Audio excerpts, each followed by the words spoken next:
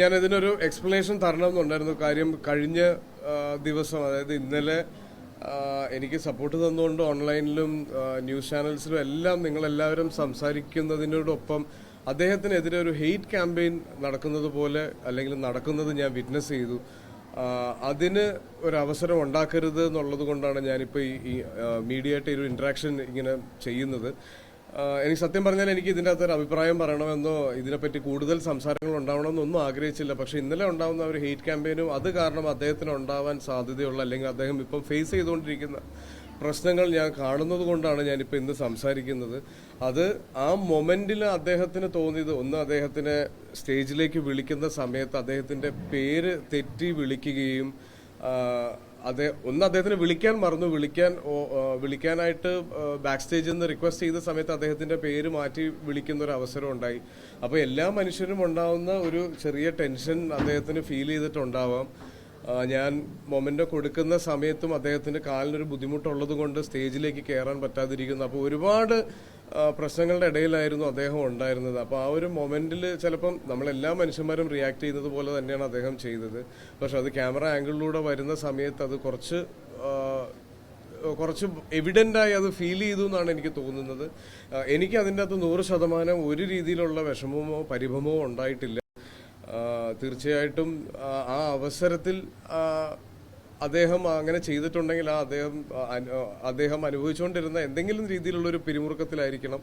അല്ലാതെ എനിക്ക് അതിൻ്റെ അകത്ത് ഒരു ബുദ്ധിമുട്ടും ഫീൽ ചെയ്തിട്ടില്ല. എൻ്റെ റിയാക്ഷനിൽ നിന്നും നിങ്ങൾക്ക് എല്ലാവർക്കും അറിയാം. ഞാനത് കൊടുത്ത് അദ്ദേഹം ജയരാജ് സാറിനെ വിളിക്കുന്ന സമയത്ത് ഞാൻ അവിടെ നിന്ന് മാറി നിൽക്കുകയും ചെയ്തു. കാര്യം എനിക്ക് അവിടെ ചെയ്യാനുള്ള കാര്യം ഞാൻ ചെയ്ത് കഴിഞ്ഞിരുന്നു. പിന്നെ ഞാൻ അവിടെ നിൽക്കുന്നതിൽ കാര്യമില്ല. അപ്പം ഞാൻ അങ്ങോട്ട് മാറിയിരിക്കുകയും ചെയ്തതാണ്. അത് ഇന്നലെ ഉച്ചയ്ക്കാണ്, എനിക്ക് നല്ല പനിയായിരുന്നു മിനിങ്ങാന്ന് മുതൽ. അപ്പോൾ ഇന്നലെ ഉച്ചയ്ക്കാണ് ഞാനിത് ഓൺലൈനിൽ ശ്രദ്ധിച്ചതും ഇതിന് എന്ത് മറുപടി പറയണം എന്നുള്ളത് ഒരു കൺഫ്യൂഷനിലുമായിരുന്നു ഞാൻ ഉണ്ടായിരുന്നത്. കാര്യം ഞാൻ പറയുന്ന ഒരു മറുപടി ഇത് വേറൊരു രീതിയിലേക്കോ അല്ലെങ്കിൽ വേറൊരു തലത്തിലേക്കോ ഒന്നും പോകാൻ പാടില്ല. കാര്യം ഇത് റിലീജിയസ് ആയ രീതിയിൽ വരെ ഇത് ഡിസ്കസ് ചെയ്യപ്പെടുന്ന ഒരു അവസ്ഥയിലേക്ക് എത്തി. അങ്ങനെ ഒന്നുമില്ല. അതൊരു മൊമെന്റിൽ അദ്ദേഹത്തിനുണ്ടായ ഒരു തോന്നൽ അല്ലെങ്കിൽ ഒരു മിസ്അണ്ടർസ്റ്റാൻഡിംഗ് ആണത്.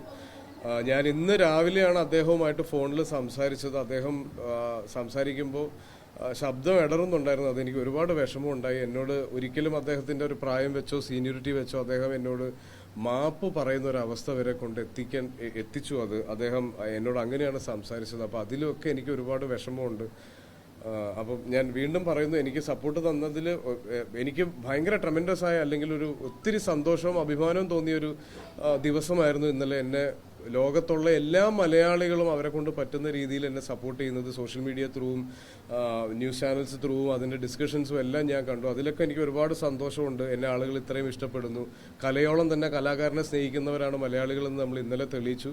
പക്ഷെ അതിനൊപ്പം അദ്ദേഹത്തിന് എഗെയിൻസ്റ്റ് ഒരു ഹെയ്റ്റ് ക്യാമ്പയിൻ ഉണ്ടാവുന്നതിനോട് എനിക്ക് ഒരു താല്പര്യമില്ല.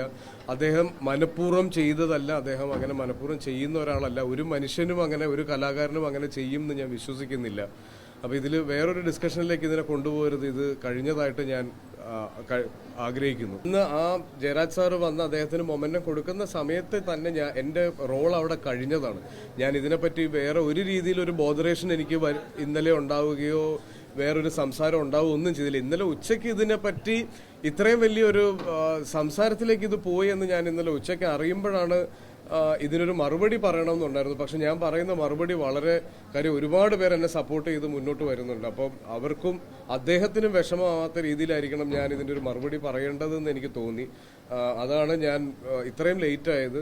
ഇന്നിപ്പോൾ ഇവിടെ ആൽബർട്ട്സ് കോളേജിൽ ഒരു ഇവന്റ് ഉണ്ടായിരുന്നു. നേരത്തെ ഞാൻ കമ്മിറ്റ് ചെയ്തൊരു ഇവന്റാണ്. അപ്പോൾ എന്തായാലും നിങ്ങളെല്ലാവരും വരുന്നുണ്ടായിരുന്നു, എനിക്ക് അറിയാമായിരുന്നു. അപ്പോൾ അതാണ് ഞാൻ ഇവിടെ ഇന്ന് ഈ ഒരു അവസരത്തിൽ പറയാമെന്ന് തീരുമാനിച്ചത്.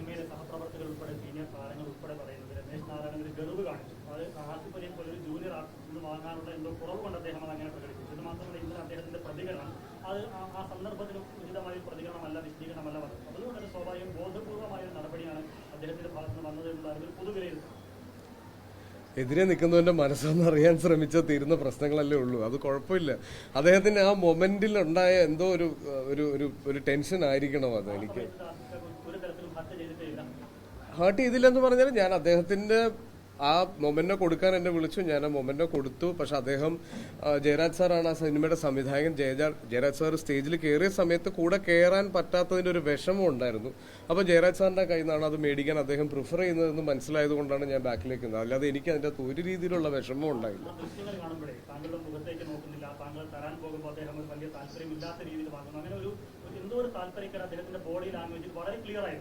സ്വാഭാവികമായും അത്തരം വിമർശനം ഉയർന്നു വരുമ്പോൾ തെറ്റ് പറയുമ്പോൾ കുറ്റം പറയാനും അറിയാം. അപ്പൊ നിങ്ങൾ തമ്മിൽ നേരത്തെ ഏതെങ്കിലും തരത്തിലുള്ള പ്രശ്നമോ അങ്ങനെ ഒരിക്കലുമില്ല. ഞാൻ ഒന്ന് അത് അറിയാലോ, എം ടി സാറിന്റെ പിറന്നാൾ ആഘോഷവും ഞങ്ങളുടെ എം ടി സാറിന്റെ സിനിമയുടെ ലോഞ്ചും എല്ലാമായിരുന്നു. അപ്പൊ അത്രയും വലിയൊരു സദസ്സിൽ അത്രയും വലിയ ആളുകളുടെ ഇടയിൽ ഇരിക്കുന്നതിന്റെ എല്ലാ ത്രില്ലിലുമാണ് ഞാൻ ഉണ്ടായിരുന്നത്. അപ്പം അദ്ദേഹത്തിനോട് എനിക്ക് അങ്ങനെ ഇതിനു മുന്നേ ഒരു രീതിയിലുള്ള പ്രശ്നം ഉണ്ടായിട്ടില്ല. ഞങ്ങൾ തമ്മിലൊരു ക്ലോസ് ഇന്ററാക്ഷൻ വരെ ഇതിനു മുന്നേ ഉണ്ടായിട്ടില്ല. ആ ഒരു ഹെയ്റ്റ് ക്യാമ്പയിൻ ഇതോടുകൂടി അവസാനിക്കണം. അത് ഒരിക്കലും അദ്ദേഹത്തിനെ പോലെ ഒരാൾ മനഃപൂർവ്വം അങ്ങനെ ചെയ്യുമെന്ന് ഞാൻ വിശ്വസിക്കുന്നില്ല. സത്യമായിട്ടും എനിക്ക് അങ്ങനെ ഒരു പ്രവർത്തനം എനിക്ക് അവിടെ ഒരു പ്രവൃത്തി അങ്ങനെ ഫീൽ ചെയ്യുകയോ അതിനിൽ നിന്നൊരു വിഷമം ഉണ്ടാവുകയോ ചെയ്തിട്ടില്ല. അങ്ങനെ അദ്ദേഹം എന്നെ ഇന്നലെ, കാരണം ഞാൻ ഇതിനൊരു മറുപടി പറയാൻ ഒരുപാട് ഇപ്പം ഓൾമോസ്റ്റ് എല്ലാ ന്യൂസ് ചാനൽസിനും എന്നെ വിളിക്കുന്നുണ്ടായിരുന്നു. അപ്പോൾ എനിക്ക് എങ്ങനെ റിയാക്ട് ചെയ്യണം എന്ന കാര്യം എനിക്കിത് ഫീൽ ചെയ്തത് എനിക്ക് റിയാക്ട് ചെയ്യാൻ പറ്റുള്ളൂ. കാര്യം ഇതെനിക്ക് മനസ്സിലാവാൻ ഒരു ദിവസം എടുത്തു. അപ്പം ഞാൻ എൻ്റെ ഫോൺ ഇന്നലെ ഓഫ് ചെയ്ത് വെച്ചേക്കുമായിരുന്നു. ഞാൻ ഇന്നലെ രാത്രി അത് ഓണാക്കുമ്പോഴാണ് അദ്ദേഹത്തിൻ്റെ മെസ്സേജ്, മോനെ പ്ലീസ് കോൾ ബാക്ക് എന്ന് പറഞ്ഞൊരു മെസ്സേജ് ഞാൻ കാണുന്നത്. ഞാൻ ഇന്ന് രാവിലെ അദ്ദേഹത്തിനെ വിളിക്കുമ്പോൾ ഒരു കോൾ എക്സ്പെക്ട് ചെയ്ത് നിൽക്കുന്ന പോലെയാണ് അദ്ദേഹം ഫോൺ എടുത്തതും. അപ്പോൾ എന്നോട് ചോദിച്ചു എനിക്ക് നിന്നെ ഒന്ന് കാണണം എന്ന് പറഞ്ഞു. അപ്പോൾ അദ്ദേഹം തിരുവനന്തപുരത്താണുള്ളത്, ഞാൻ കൊച്ചിയിലാണ്. എൻ്റെ സിനിമയുടെ പ്രൊമോഷൻസ് നടക്കുന്നുണ്ട്. കഴിഞ്ഞ 2 ദിവസമായിട്ട് ഇപ്പം എൻ്റെ ശബ്ദം കേട്ടാൽ അറിയാം എനിക്ക് പനിയായിരുന്നു. അപ്പോൾ ഞാൻ സാറിനോട് സാർ എനിക്ക് ട്രിവാൻഡ്രം വരാനുള്ളൊരു അവസരം ഇപ്പോൾ ഇല്ല, അപ്പോൾ അദ്ദേഹവും കൊച്ചിയിലേക്ക് എത്താൻ പറ്റില്ല. പക്ഷേ ആ ഫോണിൽ കൂടെ അദ്ദേഹം സംസാരിച്ചതിൽ നിന്ന് എനിക്ക് മനസ്സിലായി അദ്ദേഹം ഒരുപാട് വിഷമത്തിലാണുള്ളത്. പല സമയത്തും സംസാരിക്കുമ്പോൾ അദ്ദേഹത്തിൻ്റെ ശബ്ദം ഇടറുന്നുണ്ടായിരുന്നു. അത്രയും സീനിയറായിട്ടുള്ള അത്രയും പ്രായമുള്ള ഒരാൾ ഞാൻ കാരണം വിഷമിക്കാൻ പാടില്ല.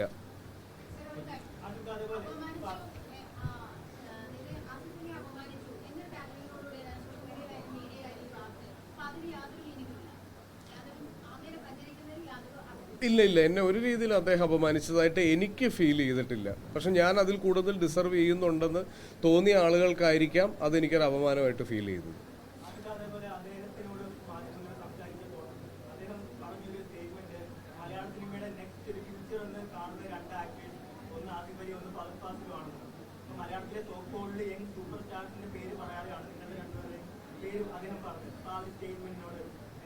അത് അദ്ദേഹത്തിനോട് തന്നെ ചോദിക്കണം.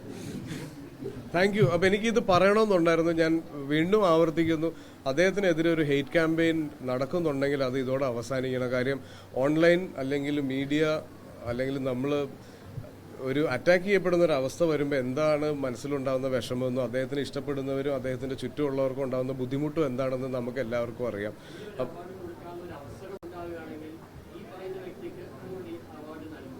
അത് വലിയൊരു അഭിമാനമായിട്ട് തന്നെ ഞാൻ കാണും. Thank you.